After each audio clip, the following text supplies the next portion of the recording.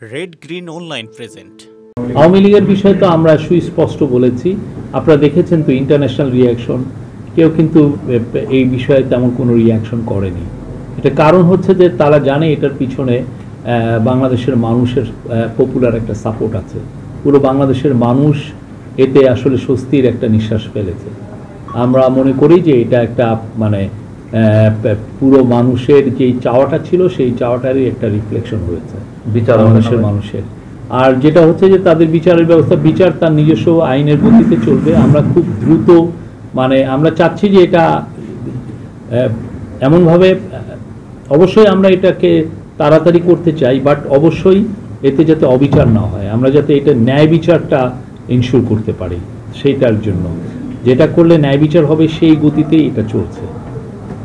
কি নাগাদ নির্বাচন হতে পারে বলে আপনি মনে করেন? আমরা এই নির্বাচন নিয়ে অনেকগুলো কথা আমরা অনেকে বলেন, আজকেও কেউ কেউ লিখেছেন নির্বাচনের বিষয়ে, কিন্তু আমার জানা মতে অনেকে বলেছেন যে কেউ কোনো অ্যাডভাইজার নির্বাচন সভা চাচ্ছেন না এই সময়ের মধ্যে। এটা একটা অসৎ কথা।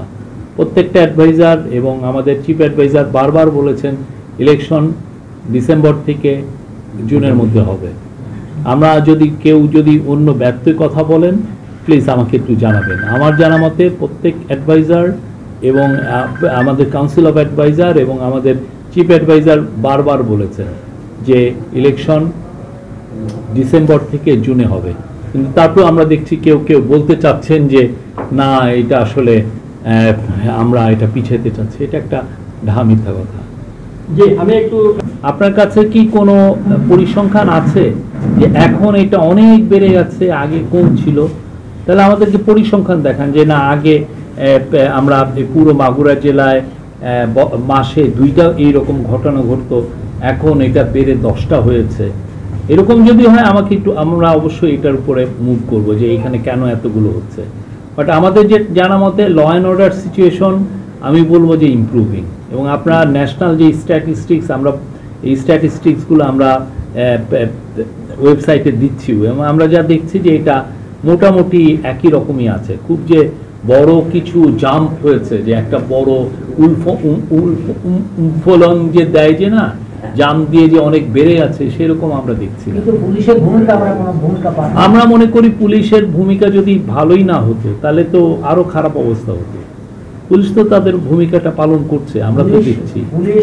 এখন পর্যন্ত আমরা তো স্ট্যাটিস্টিক্স প্রতিদিন দেখছি যে কতজন আসামি ধরছে, প্রতিদিনের তো স্ট্যাটিস্টিক্স। আপনি গত বছরের তুলনায় বা আগের অনেকগুলো বছরের তুলনায় এখন কয়জনকে অ্যারেস্ট করছে এটা একটু দেখে নেন, দেখবেন যে খুব ম্যাসিভ কোনো ডিফারেন্স আমরা দেখি। এটা নিয়ে তো এই কনসেনসাস কমিশনের সাথে পলিটিক্যাল পার্টির এটা নিয়ে তো যথেষ্ট আলাপ হচ্ছে। এই জায়গাটায় তো মোটামুটি কনসেনসাস যে পার্লামেন্টারি ইলেকশন হবে, এটাই তো আমরা দেখছি। কনসেনসাস কমিশন যে ঐক্যর যে কাজগুলো করছে, যে কথাগুলো আমরা আপনার কেউ কি শুনেছেন যে প্রেসিডেন্সিয়াল ইলেকশন হবে এরকম কথা উঠেছে? আমি তো শুনি নাই। বিভিন্ন মতামতের মাধ্যমে সাধারণ মানুষ সেটা তুলে ধরছে। সাধারণ মানুষ আমরা পলিটিক্যাল পার্টিগুলো তো সাধারণ মানুষকে রিপ্রেজেন্ট করে। আমরা সাধারণ মানুষের রিপ্রেজেন্টেশন কারা করে? পলিটিক্যাল পার্টিগুলো। আমরা পলিটিক্যাল পার্টির সাথে তো ঐক্যমতের কমিশন বসছে, বারবার বসছে।